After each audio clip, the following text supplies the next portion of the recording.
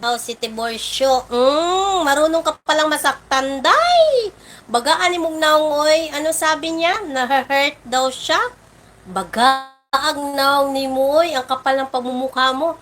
Na-hurt ka pa sa lagay na yan, ha? Tiborcio, saan banda? Kapal ng pagmumukha mo. Ano sabi mo? Si Kuya Bal, one-sided?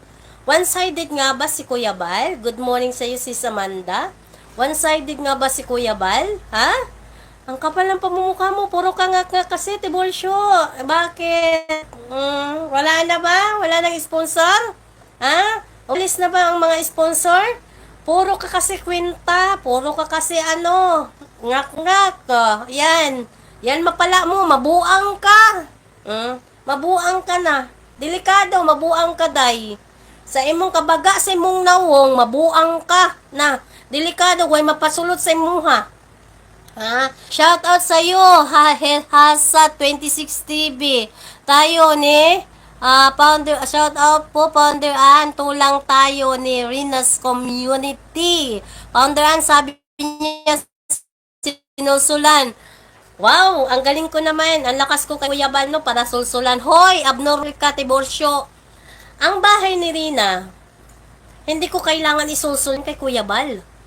Makikita at madadaanan yan kung mag-i-scout sila, Kuya Bal. Ako, kalakas ko naman talaga kay Kuya Bal para masulsulan ang isang Kuya Bal Santos Matubang. Hindi ugali ni Kuya nagpapasulsul, hindi katulad mo, gaga, tarantada, bubo, syunga, tanga. Diba? Pas wala, kalaro, ha? Tigas talaga ng tinggil. Kikinalyo na. Kasalanan mo yan, Tiborcio. Deserve mong ma-hurt. Diba? Ganun lang yun. Ganun na ba talaga kalakas ang isang founderan para susulan ang isang Kuya Bal Santos Matubang? Na ama ng kalingap? Baga ka og nawungday. Ano, kaya pa ba? O ba, gusto mo pang susulan ko, si Kuya Bal?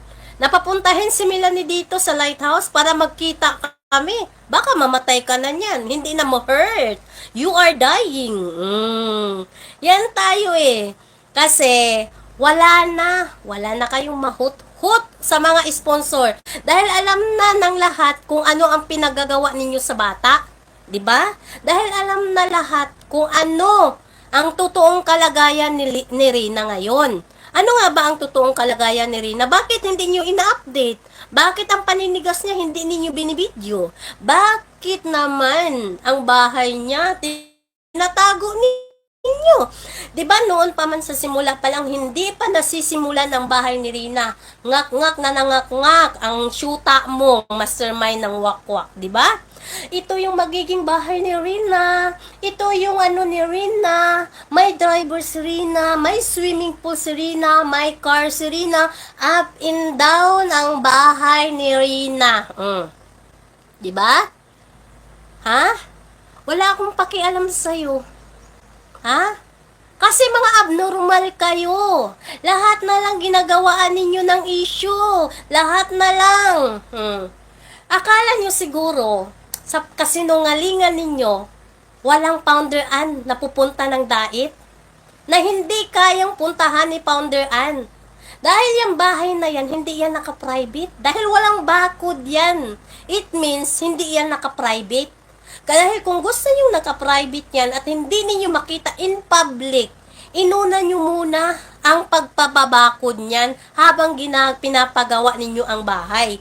It means, yan ang ibig sabihin naka-private. Ngayon, nasaan ang mga sinasabi natin na sobrang ganda ng bahay ni Baby Princess Rina? Nasaan? Ngayon, sasabihin ninyo, ikaw lahat pinag-comment na wala akong pakialam. Si Kabalbas, wala akong pakialam sa mga comment nila. Dahil ako, sinasabi ko kung ano ang totoo, kung ano ang nakikita ko, kung ano nakikita ng dalawang mata ko. Wala akong pakialam. Bakit daw, Founder, mangialam kayo sa kay Rina? Hindi po kami nangialam. Masama bang titingnan ko ang bahay ni Rina? Dahil kahit papano naging part kami ng buhay ni Rina. Tama? Maraming naging part ng buhay ni Rina. Huwag niyong suluhin. Yan tayo, ang damot niyo eh. 'Di ba?